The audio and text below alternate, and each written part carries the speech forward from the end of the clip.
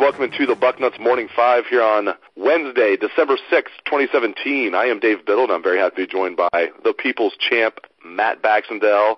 The Buckeyes got their 19th commitment in their 2018 class last night. Tyreke Johnson, four-star safety from Jacksonville. He's the number 5 safety in the country, according to the 24/7 Sports Composite. Actually, the Buckeyes are recruiting him as a corner, even though he's listed as a safety. Definitely has safety size, 6'1", 191. But I said the same thing about Jeffrey Okudah last year. It looks like he's going to stick at corner. Regardless of what position he plays, this is a really good get for the Buckeyes. Just your thoughts on Tyreke Johnson joining this class. Well, if you were a recruit and you were a defensive back, wouldn't you look at Ohio State secondary and go, I can play there, right?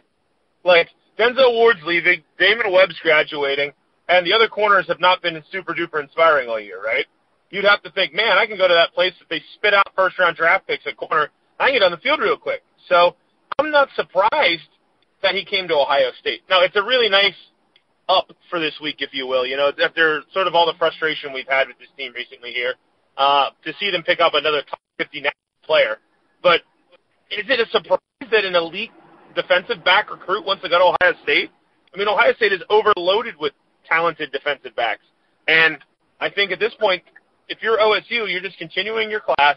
These are the kind of guys that are going to be the foundation of the team the next couple years that hopefully puts us in a position where they don't have to do things like hope to God nobody throws away from Denzel for a whole season, which is how I've felt since September.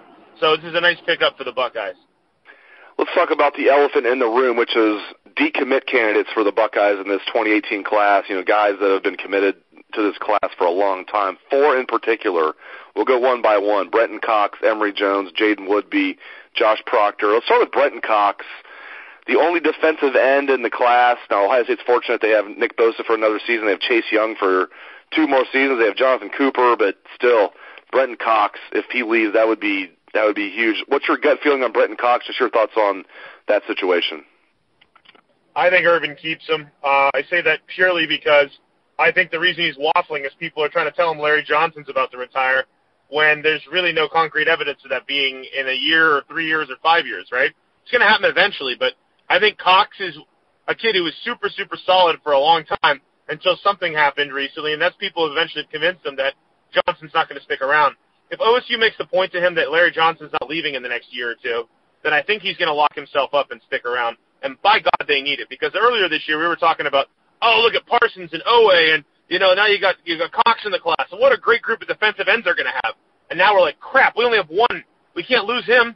So I think he stays. I think he's maybe the most priority player in this class. Emory Jones staying in the Peach State. Do you think Emory Jones will stick in this class? I'm not as convinced here. He's been making, googly eyes at Alabama for 2 months now. He's batting his eyelashes at Nick Saban and constantly visiting over there, to the point that OSU is actively recruiting other quarterbacks. Not what they say, what they do is what matters in recruiting, right? If OSU is actively recruiting other quarterbacks, it's just like when they were recruiting that tailback out of New Jersey for the longest time. I forget the kid's name. He went to Michigan and disappeared. And what did OSU do? OSU was like, all right, this kid's actively looking around. Well, guess what we're going to do? We're going to actively look. When OSU actively looks, the kid that they're looking to, back up his spot in the class almost always goes. So if I had to bet right now, I bet you Emory Jones goes to Alabama. Yeah, Walker, the running back, who, Yep. Not all that impressed. Yeah. I mean, Antonio Williams was a better player, but neither one of them are world beaters. So, but look what happened. Same situation. OSU was like, so we're going to recruit another tailback too. Right now they're recruiting another quarterback. They should tell you all you really need to know. They're not confident they keep him. Jaiden Woodbey and Josh Proctor. Let's just lump these guys together. Jaiden Woodbey, Josh Proctor, both safeties, out-of-state kids. Woodbey, California, Proctor, Oklahoma, a couple of the top safeties in the country. Do the Buckeyes keep both these guys, one of these guys, none of these guys? What's your take? I think they keep them both. They've been committed for so long at this point. And the same thing we said about Tyreke Johnson committing to OSU. Who wouldn't want to come to Ohio State to play a defensive back right now? Again, you're going to lose Denzel Ward. You're going to lose Damon Webb. You're going to lose Eric Smith, who was on the field a bunch.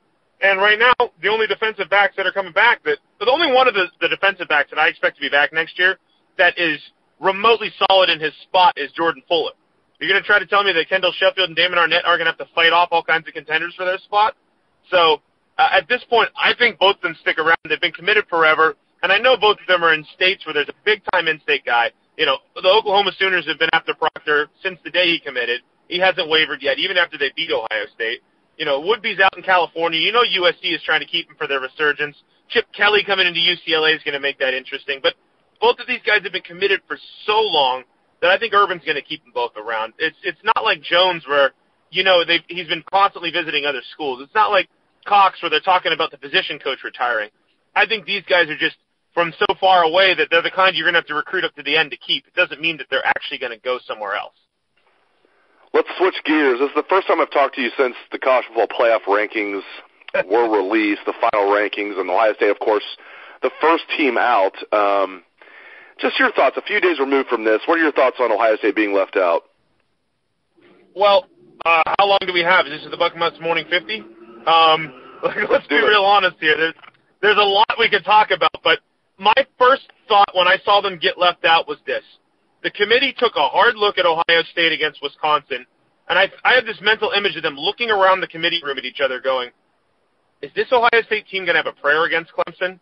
We gave J.T. Barrett and the Buckeyes a shot last year against Clemson when it was controversial, and they let us down. Do we feel any better about this team?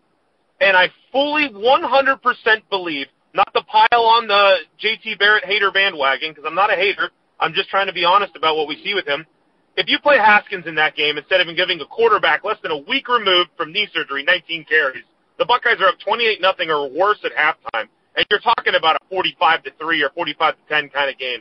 The type of which the committee could look at and go, see, that team's loaded. That team could really beat Clemson. They took Alabama because it was the safer pick, because they knew Bama at worst is going to give Clemson a nice game. They won't embarrass the committee for the selection, whereas the Buckeyes could show up, and Barrett could go 3 for 10 for 34 yards and carry the ball 22 times for 44 yards, and LSU loses 31-6. That's the blunt truth. I'm sorry. You can break it down any way you want, but the reason they're not in is the committee had no faith that J.T. Barrett could lead the Buckeyes to a win over Clemson, and I don't blame them. That's what happened. You play Haskins in that game, the guy coming off 4 straight scoring drives, or at least a missed field goal, coming from behind to beat Michigan at Michigan, and he goes in and blows out a top 5 team the way you would have expected him to, and the way we both know he would have, Dave, if we're being completely blunt here, then the Buckeyes are in. It's Urban's loyalty to J.T. Barrett and the committee's lack of faith in J.T. Barrett to actually beat Clemson, which is the reason the Buckeyes are left out. Full stop. Because neither Ohio State or Alabama really has a major complaint to be left out. Bama beat no one. Bama lost the only good team they played against. They didn't play a single team with less than 3 losses, right? Meanwhile, Ohio State lost to Iowa, and that's pretty much a dequalifier. But the whole rest of the country went to bed so bad, it was down to those 2 teams. And the committee said, screw it. Metrics don't matter. What matters is saying which team is not going to embarrass us if we put them in. Because there's going to be controversy either way. And they went with Bama because they felt they weren't going to get embarrassed by them. That's simple. I agree with you 100%.